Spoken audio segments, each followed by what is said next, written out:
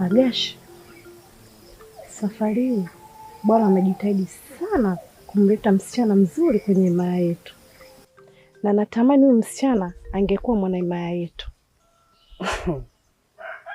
Hicho kitu ni kwamba hakiwezekani, kwa sababu hakuna mwanamke wala mwanaume ambaye aliingia katika hiki kijiji na akatoka salama.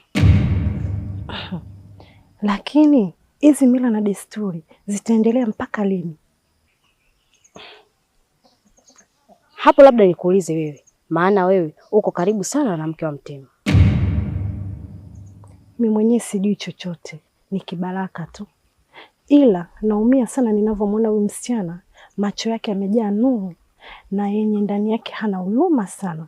Yaani anaonekana ni binti ambaye bado mdogo, hajui lolote na wala hatambui chochote kile.